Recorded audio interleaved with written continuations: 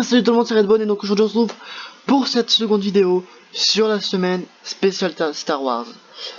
Alors aujourd'hui du coup on a vu la trilogie originelle, on va voir aujourd'hui la prélogie, donc ce qui s'est passé avant. Alors la prélogie, à quoi sert-elle, est-ce qu'elle est bonne et quelle est, ce que je pourrais dire ça, et comment elle fait le lien avec, comment elle arrive à faire le lien avec la trilogie. Donc, qu'est-ce qu'elle raconte tout simplement? Elle raconte les débuts des Skywalker, dont on aura la fin dans l'épisode 9, mais tout débute par Anakin Skywalker dont c'est pas le père. Donc après il y a eu des théories comme quoi en fait Dark Sidious avait créé, grâce à la force, Anakin. Il y a peut-être une théorie aussi qui autour de Rey, comme quoi c'est Dark Vador, donc alias Anakin Skywalker, qui aurait créé Rey grâce à la force. Et pour l'instant on n'en sait pas plus, bref on verra ça dans l'épisode 9. Donc on est dans une démocratie tout simplement, donc c'est-à-dire qu'en fait il y a un peu comme un Sénat, c'est pas comme un peu un Sénat, c'est un Sénat, il y a des députés, ce genre de choses, des représentants du coup de différentes galaxies, un peu comme nous à notre époque. Et en fait on va voir qu'au fur et à mesure, un homme va réussir à contrôler toute cette démocratie pour en faire une totale dictature qui s'appelle, j'ai nommé, le magnifique Palpatoche alias Dark Sidious. Et donc en fait, c'est vrai que à l'époque j'avais pas fait gaffe, mais ce personnage me fait étrangement penser à Hitler, parce que c'est-à-dire que tout le monde va le suivre au fur et à mesure en fait qu'il obtient les pleins pouvoirs, un peu comme Hitler à l'époque du Troisième Reich. Je pense notamment à une scène du Star Wars 3, dès qu'en fait Palpatoche vient de convertir Anakin du côté obscur, et que Anakin vient de buter tout simplement Maître Windu. Palpatoche dit tout simplement que je sais plus ce qu'il dit. Non, Palpatoche. Donc Palpatoche proclame un discours incroyable. Et là, tout le monde est d'accord. Et ça, c'est vrai que ça me fait penser à une scène marquante qu'on pourrait se retrouver vite sur YouTube en tapant tout simplement discours de Hitler. On voit un Hitler qui est en train de prononcer. On voit Hitler en train de prononcer du coup un long discours, et moi ça me fait penser, Palpatine m'a fait penser à ce personnage. Donc après ça raconte aussi l'histoire de Anakin Skywalker, du coup les débuts des Skywalker, le début de la force chez les Skywalker, comment est-ce qu'ils sont puissants entre guillemets, parce que quand même ils ont une bonne maîtrise de la force, Anakin, Luke, même Leila qui nous a fait un truc what the fuck, encore aujourd'hui du coup Kylo Ren, donc voilà, ça va vraiment, c'est le point de base sur quoi en fait Star Wars a commencé, le début d'histoire tout simplement de Star Wars, alors, peut-être pas officiel de Star Wars, mais en tout cas les débuts des Skywalker. Alors après du coup j'aimais bien le délire autour en fait de l'ordre Jedi et tout ça. D'un côté le Sénat, ça pourrait nous faire penser un peu à un côté peut-être gendarmerie Sénat, ce genre de gendarmerie avec les députés, ce genre de choses dans notre société actuelle où c'est encore une démocratie. Mais voilà, c'est vrai qu'en fait ce contexte politique m'a fait étrangement penser du coup à notre contexte actuel, parce qu'il était tout simplement différent du 4, 5, 6, donc de la trilogie. Et je trouve qu'en fait ça c'est très bon de la part de George Lucas, parce que tout simplement changer de changer de système politique rafraîchit, je trouve, la licence, et nous fait pas tout le temps voir la même chose. Donc ça je pense que c'est l'un des bons points. Donc, du coup on est passé, comme vous l'aurez deviné, pourquoi Star Wars prélogie est une bonne trilogie, parce que tout simplement alors ok, il y a ses défauts avec Jar Jar Binks qui est complètement insupportable. On a envie de le claquer, on a envie de le coumer. Après, il y a le Midi-Chlorien aussi dans l'épisode 1. Pour moi, personnellement, l'épisode 1 n'aurait jamais dû exister. Parce qu'on a eu la mort de Dark Maul, donc on aurait pu peut-être citer la mort de Dark Maul à la place de le tuer direct. Bon, la mort de Qui-Gon Jinn aurait pu également le citer, faisant du 2, on aurait fait devenir l'épisode 2 de Star Wars, l'épisode 1, et l'épisode 3 l'épisode 2. Et là, je pense qu'on aurait pu un peu plus développer Anakin.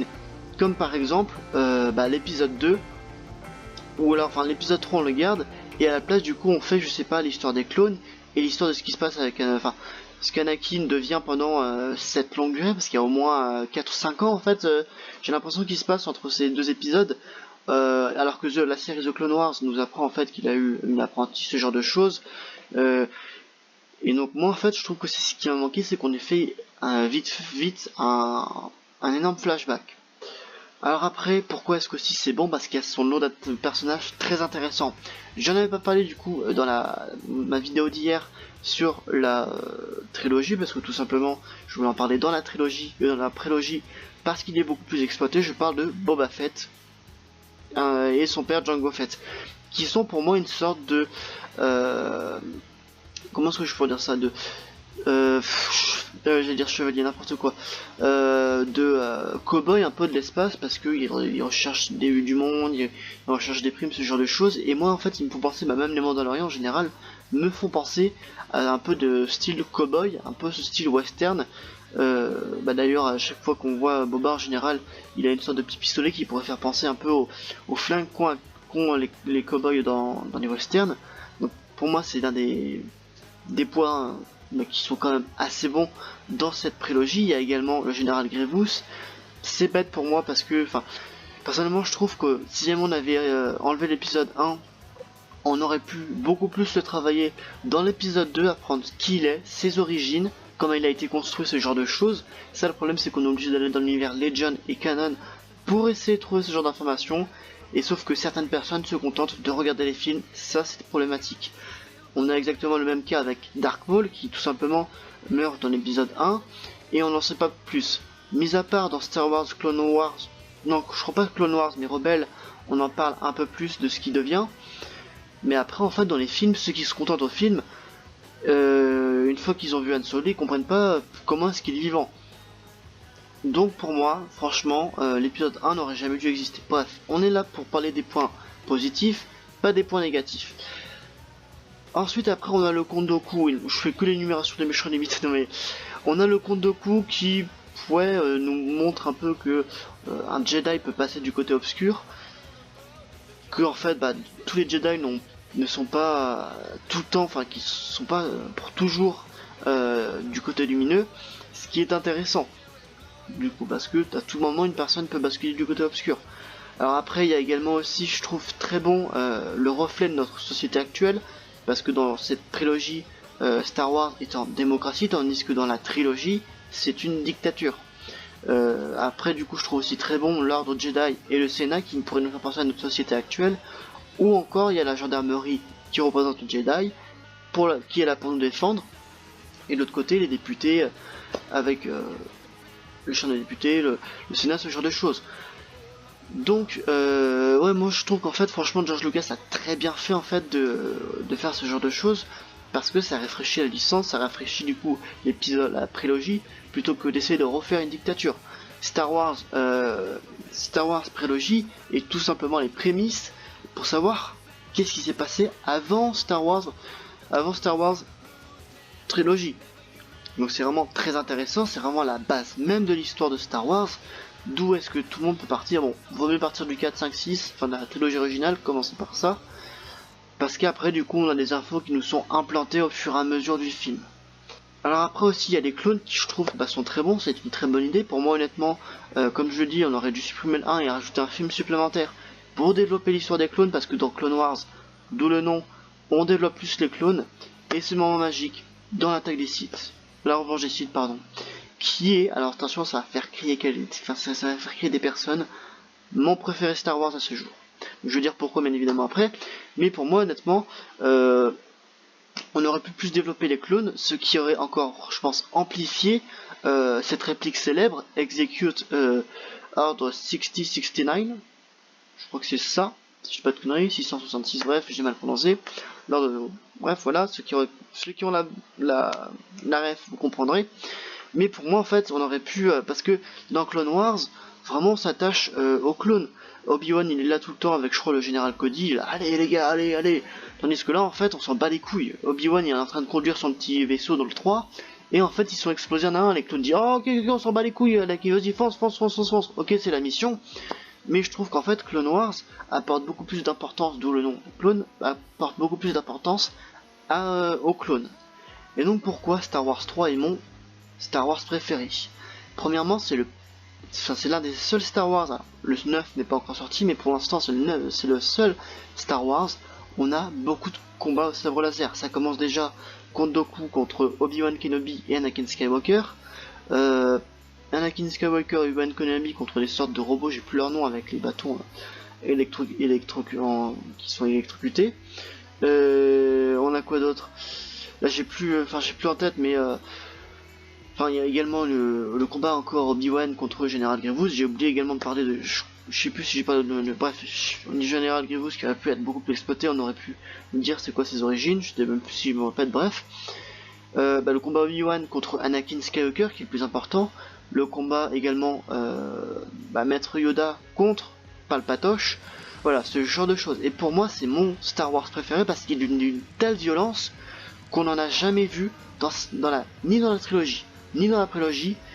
Alors peut-être que le 8 se rapproche un peu plus du 3, légèrement dans certaines scènes. De toute façon, on verra ça demain du coup. Mais mis à part le 8, le 3 est, je trouve, le seul Star Wars qui est violent, et je trouve que apporter ce côté violent à Star Wars était vraiment pour la revanche des Sith, c'est vraiment un côté malfaisant, c'est vraiment un côté horrible. On voit les enfants se faire massacrer, on voit Anakin se faire démembrer carrément, se faire cramer par la... Bon, normalement il est censé décéder, mais se faire cramer par de la lave. Pour moi, c'est le meilleur Star Wars de la prélogie, de la trilogie et de la post-logie. Pour l'instant, peut-être que le 9 sera encore meilleur, je n'en sais rien. Alors, oui. Pourquoi aussi j'aime l'épisode 3? Parce qu'il y a un sens du drame. Le drame est quasi présent. Il va commencer dès l'épisode 1. Même si je l'aime pas, il a quand même ses importances. Par exemple, la mère de Anakin va rester sur Tatooine. Ensuite, elle va se faire capturer par des hommes de sable. Ce qui va amplifier la rage de Anakin, qui va légèrement passer du côté obscur. Et qui va au fur et à mesure passer du côté obscur par la rage. Donc pour moi, c'est un drama parce que tout simplement, Anakin est un perdant, tout comme sa femme. C'est pour moi en fait un drame shakespearien où Roméo et Anakin et Juliette et Padmé. Et au milieu de tout ça, on a la galaxie qui est en train d'être en bordel à cause de Palpatoche et Anakin. Voilà pourquoi j'adore, c'est mon épisode préféré parce que tout simplement il y a un sens du drame super bien travaillé qui nous amène tout doucement au drame jusqu'au combat Anakin et Obi-Wan et jusqu'à la défaite d'Anakin. Pour conclure du coup, pour Star Wars prélogie, qu'est-ce que c'est? C'est le début des Skywalker, c'est le début de notre aventure auprès des chevaliers Jedi, des chasseurs de primes, ce genre de choses. Voilà, c'est juste là où a commencé l'ère des Skywalker, et le 9 va conclure cette ère des Skywalker. Alors j'espère que du coup vous serez au rendez-vous pour la vidéo de demain qui comportera du coup l'épisode 7, pourquoi il est dégueulasse et mauvais alors qu'il y a des points bons à sauver, et l'épisode 8 dont je ferai également aussi une petite critique que j'aime bien, donc j'aime bien l'épisode 8, et les théories sur l'épisode 9. C'était Redbone, à la prochaine pour une prochaine vidéo. Dites-moi ce que vous en avez passé de la prélogie, si vous préférez la prélogie ou la trilogie. Ciao tout le monde, à la prochaine.